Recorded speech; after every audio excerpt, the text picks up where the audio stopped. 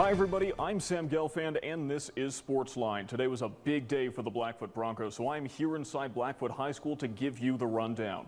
Now, while winter sports may be wrapping up right now, the Broncos are already looking forward to the fall. Just tonight, they formally introduced their new head football coach. The Blackfoot gym was as packed as a basketball game as players and parents got their first chance to meet Josh Stewart. It began as a 30-minute Q&A session before the players mobbed him. Stewart is a 17-year veteran who's coached at Ryrie, Shelley, and most recently, Declo. He took the Hornets to the playoffs in all 5 years of his head coaching tenure, including to the state title game last season. The Broncos, in contrast, went 0-9.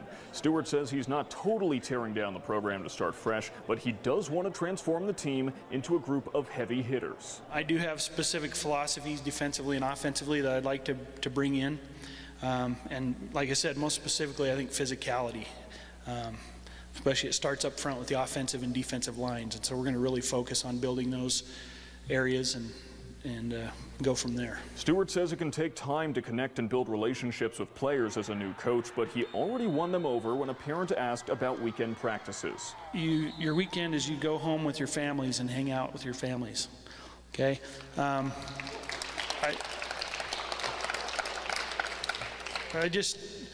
I teach economics, and so there's a concept of diminishing returns, and I just don't think we need to be there on Saturdays. That's my personal feeling on that. So I want you to love football, not hate it. Stewart says he is open to keeping Blackfoot's existing coaching staff, but he will be interviewing other candidates, and he's already recruited what he calls the best offensive line coach in the state of Idaho. You can catch the entire Q&A session by finding this story on our website, localnews8.com.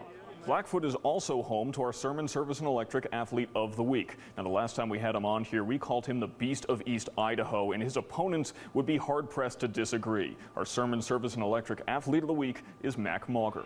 This dominant wrestler got to counting Saturday. He became just the 39th Idahoan ever to capture 4 straight state championships. That celebration, by the way, was his dad's suggestion. He says he's gotten to the point where he wrestles in a total flow state. He isn't actively thinking about movements or strategy, but this wasn't always the case. He says his success isn't a result of natural talent, but hard work.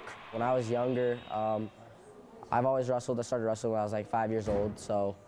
But I would travel to Wendell.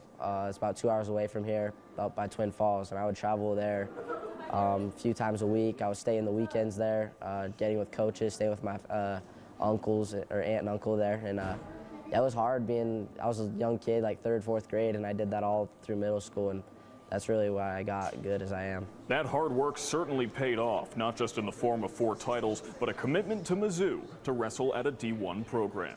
And speaking of college commitments, we just saw another one here at Blackfoot today. This time we're moving from the mat to the mound. Well, the circle anyway.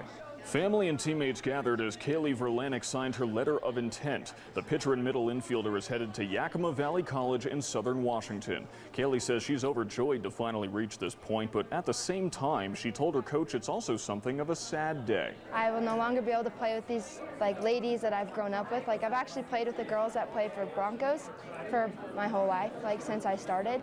So it's really sad that we're all going to kind of be splitting different ways, but it's amazing seeing how we've grown together. Kaylee was a member of last year's district championship team. She'll have one more year before joining the Yaks in the Northwest Athletic Conference.